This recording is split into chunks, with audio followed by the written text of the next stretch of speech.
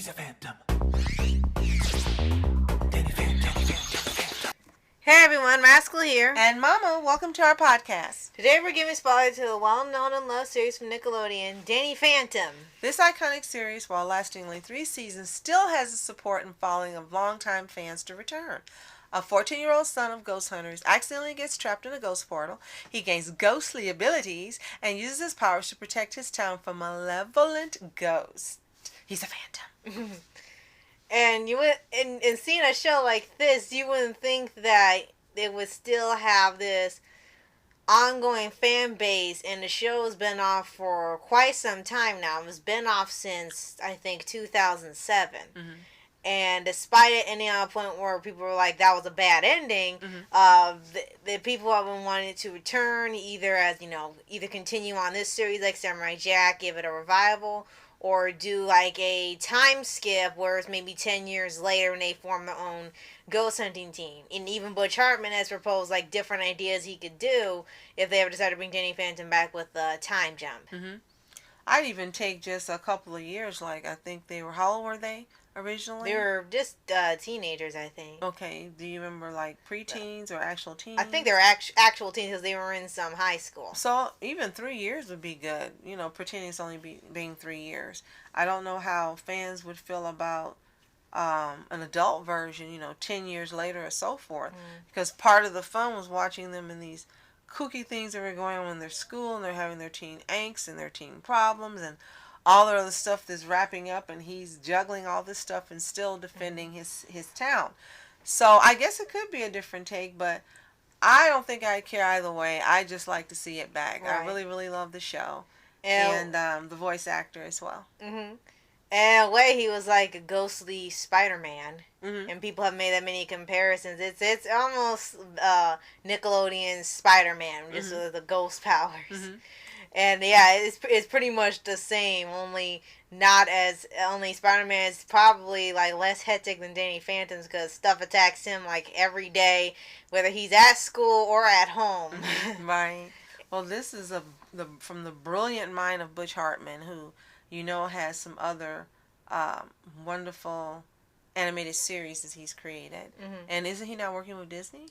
No. Well, recently he wanted to make his own streaming service, but due to the controversy, his popularity has gone a bit down, and he's been accused of like pretty much tricking fans into thinking one way of him. So now, unfortunately, the thing for Danny Phantom is almost disappeared because of that instance. Well, that's too bad, because Butch Hartman, we still love you. I don't know what happened. I don't care. I'm sure that some way, somehow, we'll keep our fingers crossed that all of these things you wanted to do to bring us more joy as you did with Fairly Odd Parents and Danny Phantom that you get to do. Mm-hmm. Plus, you want to do some other series, too. So, let's talk a little more about the actual the arc and the premise for this series, which was something that hadn't been done before at all, ever. Mm-hmm. I know it's, as you said, it has similarities to Spider-Man, but nothing like this has ever been created or made for television for kids, animation or live action. Right.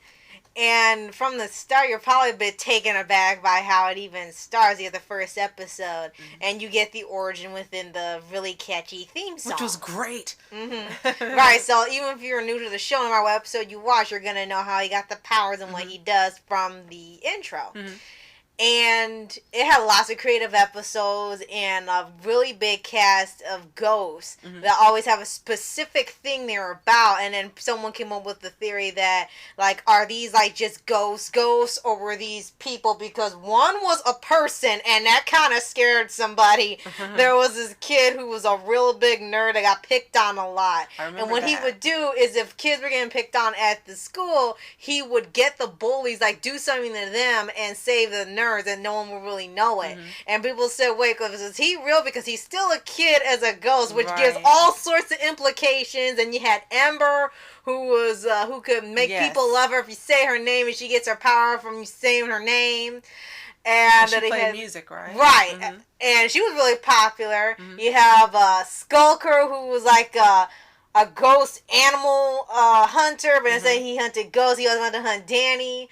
You had the lunch lady who'd always fix things, and I am the box ghost, beware! Wouldn't do much for one episode. And don't forget Vlad. Yeah, and that was pretty much like the slate of the show. Right. And he knew that. Or the Joker. Right. And he knew that Danny was, half ghost. Because he was half ghost too. And he had this crush on his mom still after all of these years. Yeah, and the dad always thought he and Vlad were still friends, and he never realized until the end of the show that he just couldn't stand him because he married her. Right. But yeah, they've had a lot of great episodes, lots of big cast of villains that get spotlight. Pretty big guest stars. Like they had Taylor Lautner at one point, and Will Arnett, and they had regular voice acting celebrities like Greg Griffin as Sam, and he had his friend Sam and Tucker in the mix as well. He had his sister Jazz. I was going to mention them. They were great supporting cast members for him. I mean, they all played well off of each other. Each one of them had distinct personalities. They were fleshed out. And you loved all three characters. I mean, some people probably have favorites, but literally, I loved Tucker and Sam and Danny. So yeah, you liked all three protagonists. And then I started to like Jazzy, of course, when you learned that she knew, but she never told. Right. And at first you were like, oh, she just bullies him and blah, blah, blah. But when you found out that she knew and she kept it secret and she didn't want him hurt and she loved him, then you were like, she's okay. Right. And the parents never knew because they were always hunted ghosts and they did experiments and stuff with all the time, so he never told them. And whenever you thought, okay, maybe you should tell them, they said, when we get that ghost boy, we're going to take him and rip him apart molecule by molecule. Then he would just back out because they would get vicious trying to hunt his phantom form. That's why he that's why he said that's why he never told you. You're acting crazy every time. But he had some of the most awesome parents in animation history. I mean, the dad was kooky, and so was the mom. But they were great together. They loved each other. They had their passion. And they were badass when they went hunting after ghosts. They weren't afraid of anything. Right. I loved his parents. Right. and they would have this whole business. That was their whole business. They were like the futuristic Ghostbusters. Right. And then they also had sort of, I guess you could say, frenemy. There was this girl. What's her name? Valerie. Yes. She was voiced by Cree Summer. Okay. And she was originally like a bit of a love interest for Dane, which apparently got, I guess, written out later on for some reason. And, and she ended up becoming enemies with Danny Phantom. She didn't know about his ghost powers. She ended up working for Vlad. Right. And she got this... Vlad Plasma. Yeah. She got this suit and this board to hunt him. She was getting paid, to hunt ghosts and to hunt Danny Phantom as his biggest prize. Because she saw him as a threat. So she had no idea what was going on. Right. And there was even a point where someone pointed out, like I said, she was originally a love interest at one point and they got written out. Right. Because, they were supposed to be with Sam. Right. I didn't have a problem with... It reminded me of, it was like Deja Vu with Batman Beyond. Yeah. That's exactly what it was like. Yeah. And then someone pointed this out online in a parody video. They said... he actually had, despite having way more chemistry with her, and it was really more of an interesting relationship, they stuck with Sam. Is it because they're protagonists? And even though I'm okay with the ship, I have to agree that actually would have been more interesting. She liked one version and couldn't stand the other, right. like with Jake Long. And remember, the girl hated dragons, but she liked him. That actually would have been interesting. So I do have to agree on that point. That could have been actually more interesting route for them for storytelling. But I'm fine with what they did. Right. And the way it ended, it definitely just screams for a return. It definitely screams for a continuation. Right. And again, I'd be fine with it just picking up where it left off, like they never left. Right. And I'd be fine with if they did a time jump or if they were adults. Right. Either way, I'd be fine with this coming back. As long as the original voice actors for every character are still the same, I'm good. Right. And it's going to be different if they decide to ever bring it back because of how the show ends. And I think it's considered a bad ending because you knew there was supposed to be more. Right. And they ended on this saying like, okay, we could do more. And it revealed that they just were done with Danny Phantom. The Butch Hartman wanted to keep going, and the studio just said, we're done with Danny Phantom, no more. we don't need more episodes, move on to something else. And that was just the end of it. They never really gave much of an explanation why they wanted to move on. They were just done with that show. I guess to keep going with new material constantly, they wanted to move on quickly. I think it's unfortunate when the feelings of the fandom aren't taken into account, especially when you've got people just screaming, don't take it off, please continue, give us more, give us another season, we love it. And, for them, they feel, I guess, cost-wise, or maybe 5 million, 8 million people watching the show aren't enough. Right. But give me 5 or 8 million people watching the show. It's enough. Right. And, the love that the fandom has for this show and the characters, it's unfortunate that was not enough to have the series continue. Right. And there was even a point when Danny Phantom went off back when it was, gone for a little bit.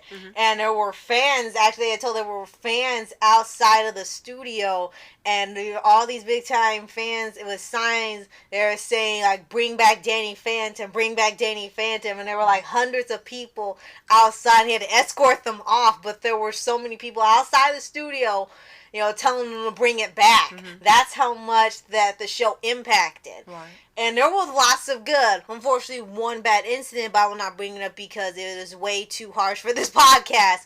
But the long story short is it has inspired lots of people, not just for their own stories, but for life, and how realistically it handled teen life, and it wasn't the stereotypical stuff you see in every show, and like their life is focused on one thing, and superhero stuff is just extra at this point. Right. It was very well handled. Every villain was interesting, even had a bit of a backstory if they showed it. Every episode was really well thought out, and it was fun to watch. And all the character interactions were great as well. And I think it being well-rounded was another thing that made it so interesting, not just to kids or teens, but also to adults. As I said, I loved it. I don't know if there is an episode you consider not a good episode, but a lot of times, once I'm in love with the show, there's not a bad episode. Every episode was different. I really liked that. I really liked the holiday one. You can't look and say, well, this one was like this one, or this one's like they rehashed the same topic or something. They all were distinctly different. And as you said, every villain was different. And Bush Hartman is brilliant. And I really can't wait to see what else he comes up with. I don't care. I love Butch Hartman.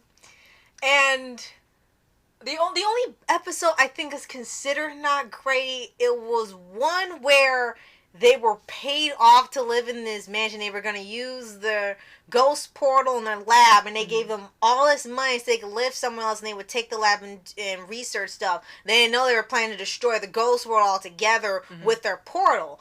But it was treated as, oh, they got money, they became jerks, they became wasteful, they became lazy because they had the money, and they weren't working hard because they didn't have to work. And that was considered, to be kind of stereotypical. It's like, just because they have money doesn't mean they're going to be all complete different characters. And I think that's why it's considered not really great. But it did have a good conflict in there, though, I have to say, with them destroying the ghost world, because not all the ghosts were bad. And even the ones that were bad, they told them, this is your home, you can't let it be destroyed. Right. So.